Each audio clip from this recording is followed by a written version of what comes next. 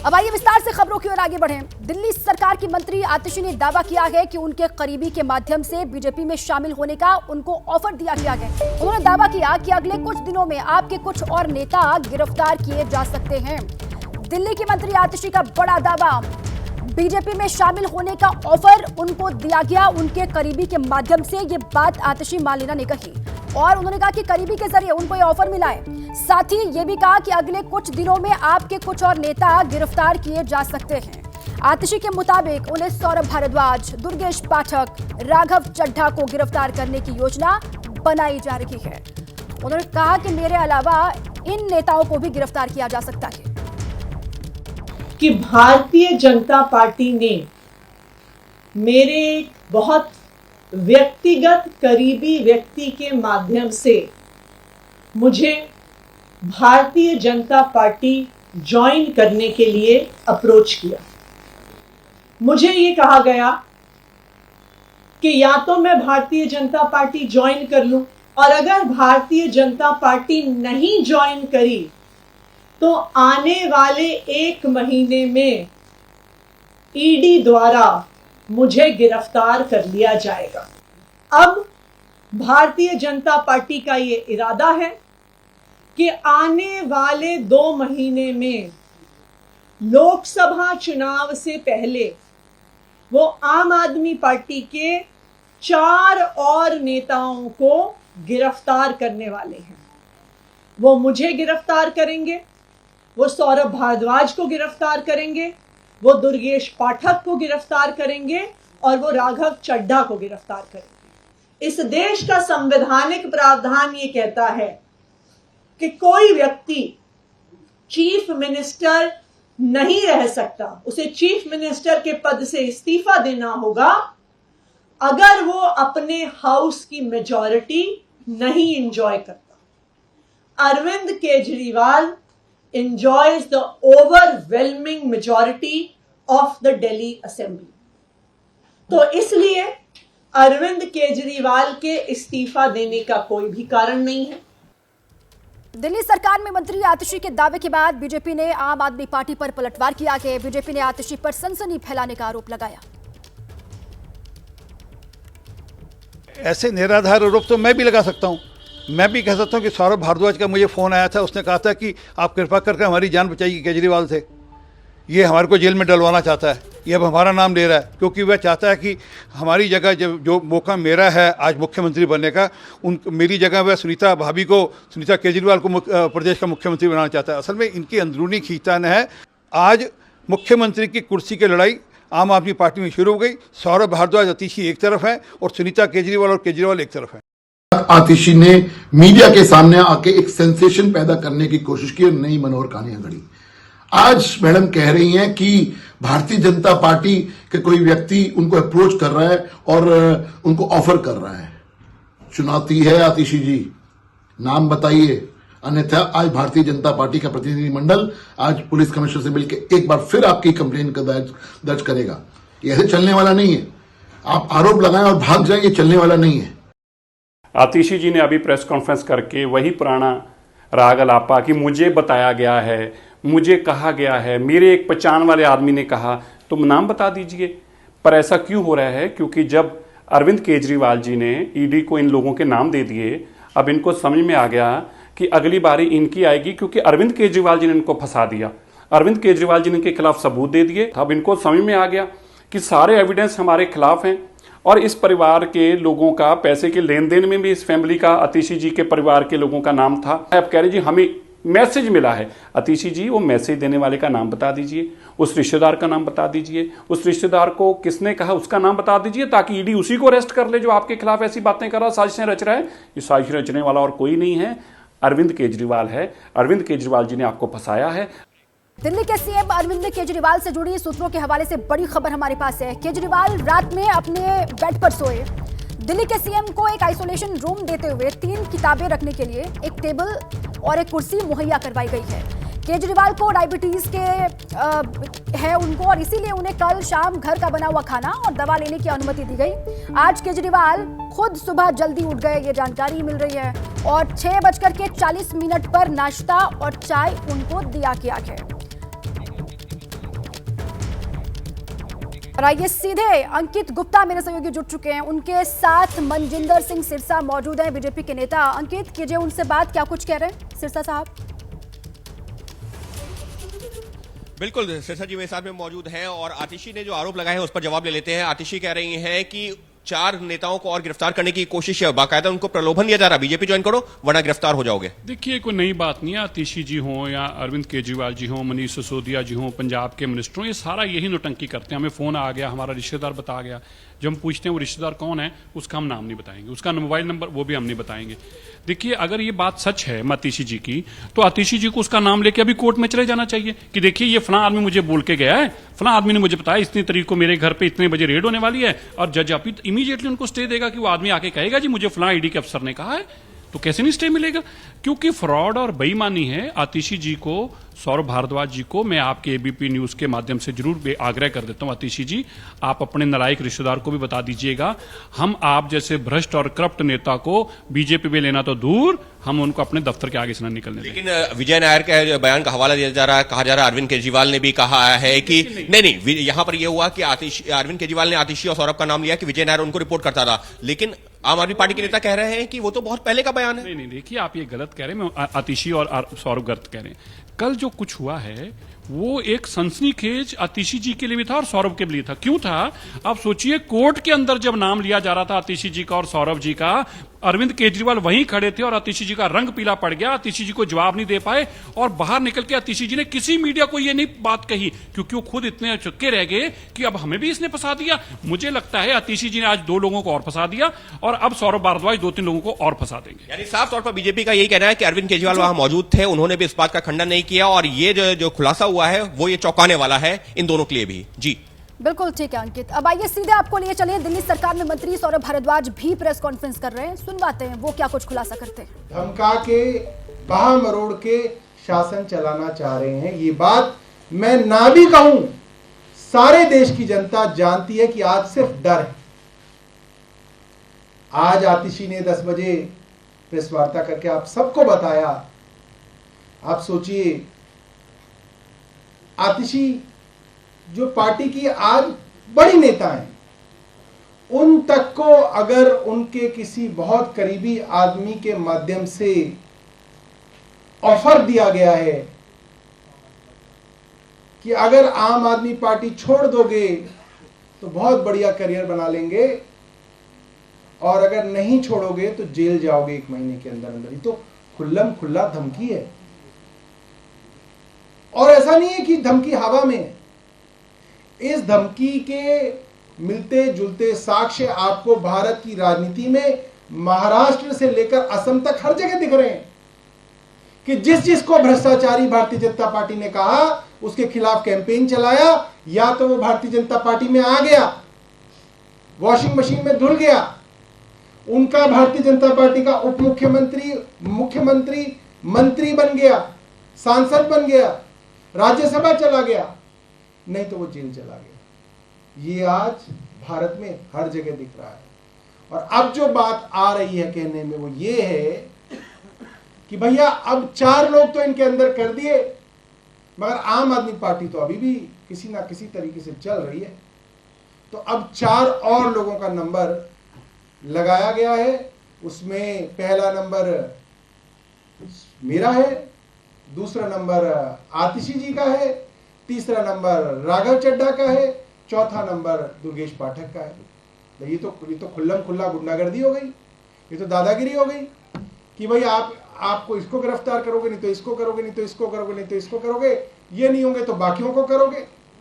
मैं भारतीय जनता पार्टी को बताना चाहता हूं, तो सौरभ भारद्वाज को आप सुन रहे थे, उन्होंने भी वही बात दोहराई है जो आतिशी ने थोड़ी देर पहले कही थी। उन्होंने कहा कि 4 लोगों की गिरफ्तारी जल्द ही हो सकती है, उनको ईडी का समन कुछ ही वक्त में आ सकता है। नवी मुंबई में केमिकल फैक्ट्री में आग लगी है, ये जानकारी वहां से सामने आ रही है। केमिकल फैक्ट्री में आग की ये बड़ी खबर, ये देखिए आप तस्वीर भी आपको दिखा रहे हैं, जबरदस्त आग की लपटें आप यहाँ से देख सकते हैं। केमिकल फैक्ट्री में बताई जा रही है जहां पर आग लगी है, आग लगने की वजह क्या है इसकी जांच पड़ताल की जाएगी, लेकिन तस्वीरें बेहद डरावनी। जबरदस्त आग की लपटें, धुआं का काला गुबार यहां से उठ रहा है। केमिकल फैक्ट्री बताई जा रही है, नवी मुंबई का ये इलाका जहां पर ये फैक्ट्री है। आग लगने की जानकारी वहां से सामने आ रही है। फायर ब्रिगेड की कई गाड़ियां मौके पर मौजूद, आग बुझाने की कोशिश की जा रही है, लेकिन किस वजह से ये आग लगी इसको लेकर जांच पड़ताल की जाएगी, जानकारी जुटाई जाएगी। ये तस्वीर आपको नवी मुंबई के केमिकल फैक्ट्री की हम दिखा रहे हैं। दमकल की कई गाड़ियां वहां पर बताई जा रही है मौके पर मौजूद हैं, जो आग बुझाने में लगातार जुटी हुई हैं। केमिकल फैक्ट्री ये है जिसमें आग लगी और पानी की बौछार करके भी आग को बुझाने का काम वहां पर किया जा रहा है। ये नवी मुंबई से तस्वीर आपने देखी। शराब घोटाले में घिरे दिल्ली के मुख्यमंत्री अरविंद केजरीवाल को कल 14 दिन की न्यायिक हिरासत में भेज दिया गया है। यानी अब 15 अप्रैल तक केजरीवाल दिल्ली की तिहाड़ जेल में बंद रहेंगे और 15 अप्रैल को अगली सुनवाई होगी। ऐसे में अब सवाल यह है कि दिल्ली सरकार के भविष्य का क्या होगा। सवाल यह कि क्या दिल्ली की सरकार तिहाड़ से ही चलेगी। बीजेपी केजरीवाल से इस्तीफे की लगातार मांग कर रही है, तो चर्चा दिल्ली में राष्ट्रपति शासन की भी शुरू हो गई है। देखिए रिपोर्ट।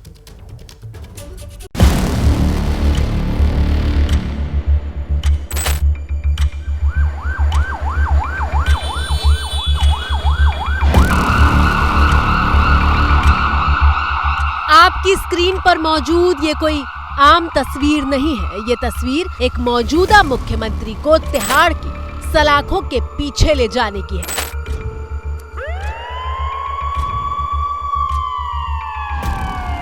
अरविंद केजरीवाल यानी कि सिटिंग सीएम, इतिहास में पहली बार ऐसा होगा कि सिटिंग सीएम जो कि कस्टोडियल इन्वेस्टिगेशन के लिए अब तिहाड़ जेल पहुंचेंगे। तस्वीरें उस वक्त की हैं जब कोर्ट के आदेश के बाद ईडी दफ्तर से दिल्ली के सीएम अरविंद केजरीवाल को तिहाड़ जेल लेकर जाया जा रहा था। अरविंद केजरीवाल को न्यायिक हिरासत में भेजने का आदेश जारी हुआ। पुलिस अपने इंतजाम किए हुए थे, वो पहुंच चुके हैं तिहाड़ जेल के भीतर। करीब 11 दिन तक ईडी की रिमांड पर रहने के बाद अरविंद केजरीवाल को 14 दिन की न्यायिक हिरासत में भेज दिया गया है।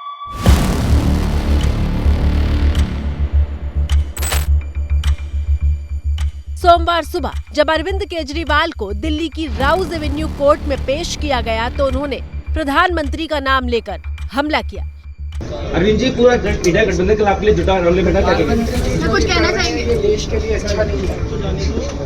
केजरीवाल की पेशी के वक्त उनके मंत्री सौरभ भारद्वाज, आतिशी और उनकी पत्नी सुनीता केजरीवाल कोर्ट में मौजूद थे।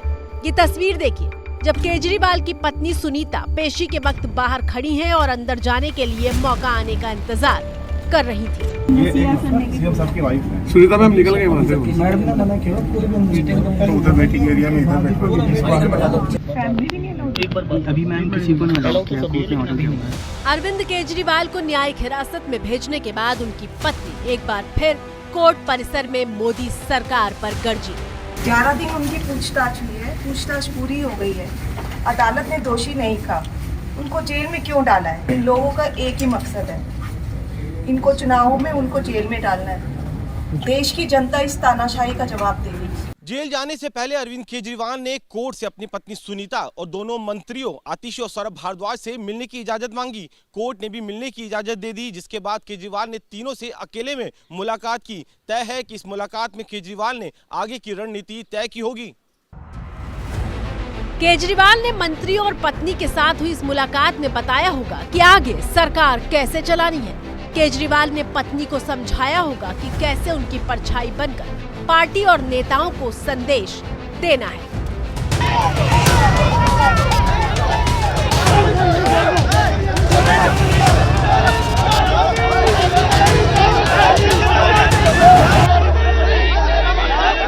केजरीवाल की इसी रणनीति की मिसाल है ये तस्वीर जब दिल्ली के रामलीला मैदान में विपक्ष की लोकतंत्र बचाओ रैली में केजरीवाल के पोस्टर हर जगह मौजूद थे और उनकी आवाज बनकर मंच पर गरज रही थी पत्नी सुनीता केजरीवाल। हमारे प्रधानमंत्री मोदी जी ने मेरे पति को जेल में डाल दिया।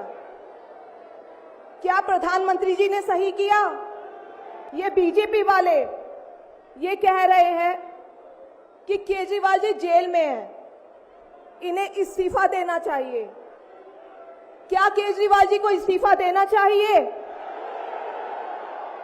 क्या उन्हें इस्तीफा देना चाहिए? ये ज्यादा दिन तक उनको जेल में नहीं रख पाएंगे। ये पहली बार था जब किसी पॉलिटिकल रैली के मंच से सुनीता केजरीवाल विरोधियों पर हमला कर रही थी। केजरीवाल जी को इन्होंने गिरफ्तार कर लिया। आपके केजरीवाल शेर है, शेर। ये ज्यादा दिन तक उनको जेल में नहीं रख पाएंगे। करोड़ों लोगों के दिल में बसते हैं केजरीवाल। ये पहली मर्तबा था जब सुनीता केजरीवाल इस तरह से रैली को संबोधित करने आई थी। दरअसल हर बीतते दिन के साथ सुनीता केजरीवाल की बढ़ती सक्रियता और उनकी मौजूदगी आम आदमी पार्टी के उस प्लान का हिस्सा मानी जा रही है जिसमें अरविंद केजरीवाल अगर लंबे वक्त तक जेल के भीतर ही रहते हैं तो उनकी जगह सुनीता केजरीवाल को तैयार किया जा सके, और ऐसा लगता है कि वो तैयार हो भी रही है। इस सो कॉल्ड शराब घोटाले की जांच में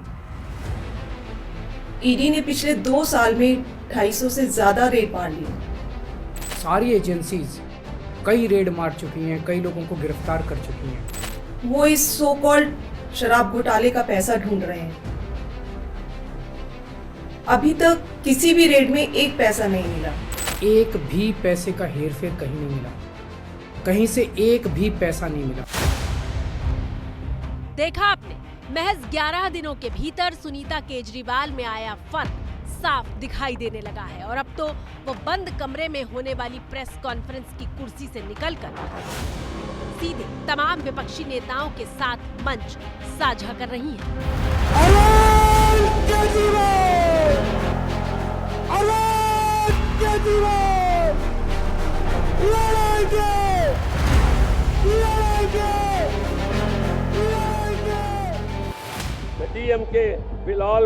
और अब इस तस्वीर को देखिए जब सोनिया गांधी सुनीता केजरीवाल के पास आती हैं और दोनों के बीच बातचीत शुरू होती है।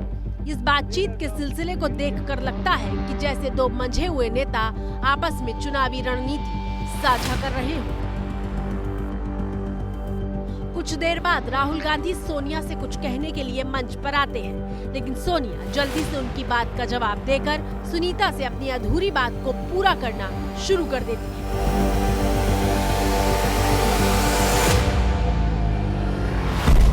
अब सवाल पूछे जा रहे हैं कि क्या आम आदमी पार्टी अरविंद केजरीवाल की जगह सुनीता केजरीवाल को सीएम बनाने पर विचार कर रही है, या फिर सुनीता केजरीवाल सिर्फ अरविंद की आवाज बनकर लोगों के बीच मौजूद रहने वाली है।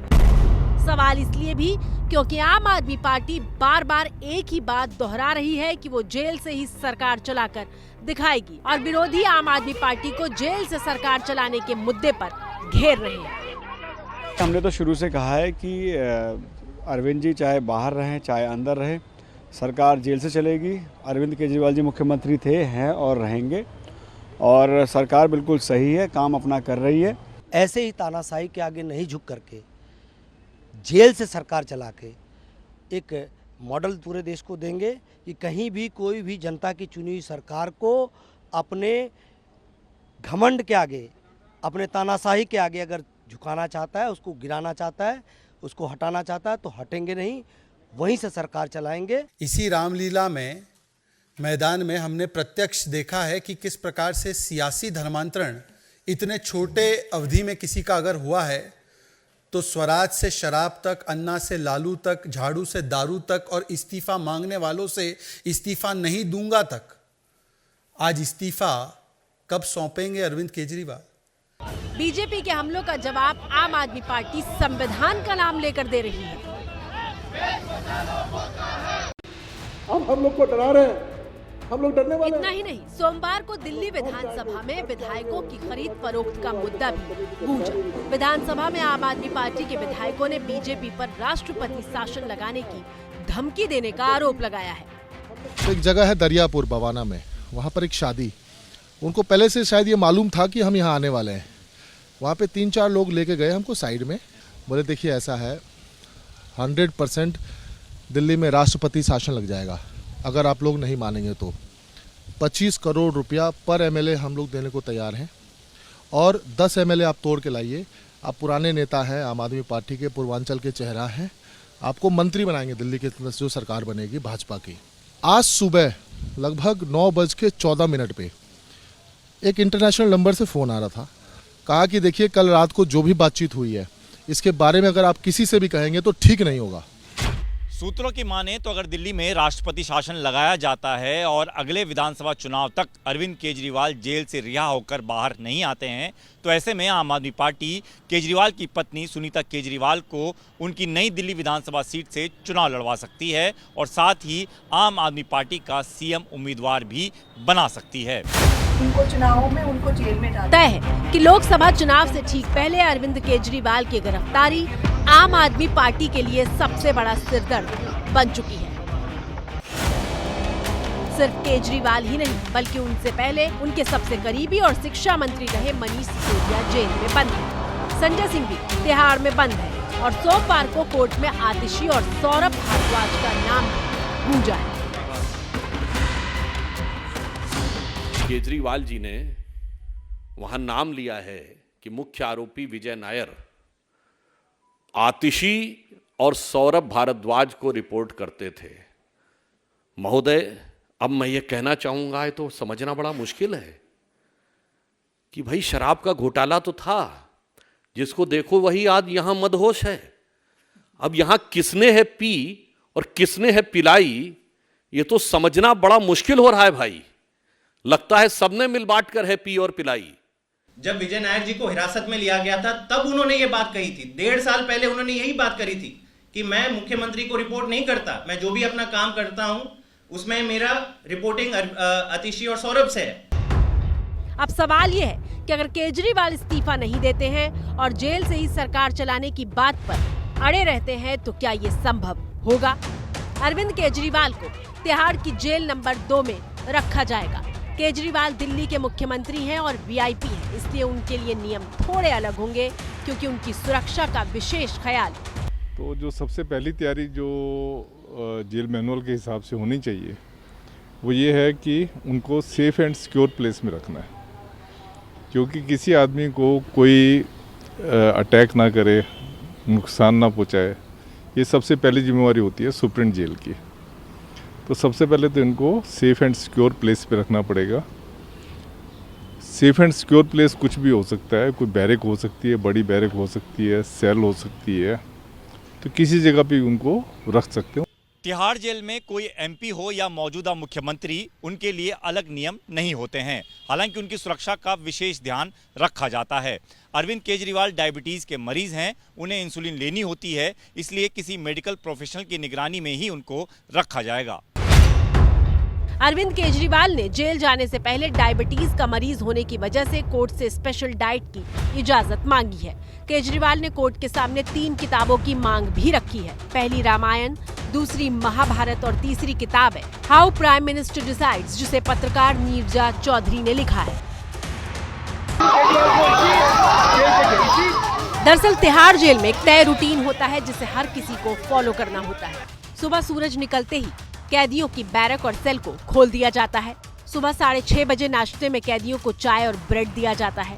सुबह 10:30 बजे से 11 के बीच कैदियों को एक दाल, सब्जी और 5 रोटियां दी जाती हैं। जिस कैदी को रोटी नहीं खानी वो चावल खा सकता है।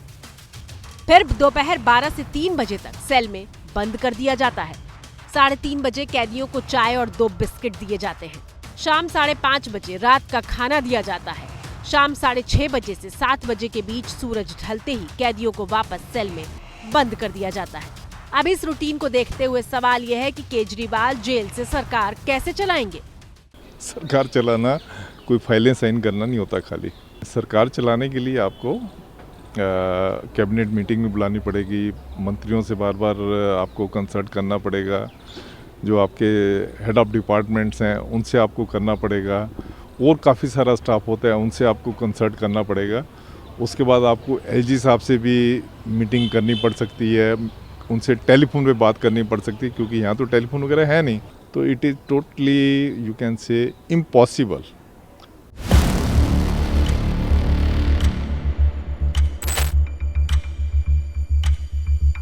सवाल यह है कि जब जेल में बाहर से कुछ भी ले जाने की इजाजत नहीं होती, कुछ ले जाने की इजाजत होती भी है तो उसे जेल के कर्मचारी और अधिकारी चेक करते हैं। ऐसे में अगर दिल्ली सरकार की फाइलें जेल के अंदर साइन होने जाएंगी तो उनकी गोपनीयता का क्या होगा? इतना ही नहीं, एक कैदी हफ्ते में सिर्फ 2 बार किसी से मुलाकात कर सकता है। कहने का मतलब यह है कि जेल के अंदर केजरीवाल के लिए कैबिनेट की बैठक लेना मुमकिन नहीं है। लेकिन ऐसा कोई कानून भी नहीं है जो केजरीवाल को पद पर बने रहने और जेल से सरकार चलाने से रोकता हो। और इस वक्त एक बड़ी खबर हमारे पास है। लोकसभा चुनाव को लेकर महाराष्ट्र में भी हलचल तेज है। सूत्रों के हवाले से बड़ी जानकारी आपको दे दें कि एकनाथ शिंदे उम्मीदवार बदल सकते हैं। शिंदे 8 सीटों पर उम्मीदवारों के नाम का ऐलान कर चुके हैं। अब खबर ये आ रही है कि 4 सीटों पर उम्मीदवार बदले जा सकते हैं।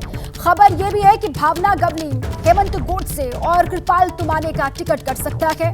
और अभी शिंदे गुट में 13 सांसद हैं। खबर यह है कि कुछ सांसद टिकट कटने से बेहद नाराज हैं। और वैभव मेरे सहयोगी जुट चुके मुंबई से, सीधे उन्हीं का रुख कर लेते हैं। वैभव, क्या जानकारी मिल रही है? अगर उम्मीदवार बदले जाएंगे तो वो कौन कौन सी सीटें होंगी और वजह क्या बताई जा रही है?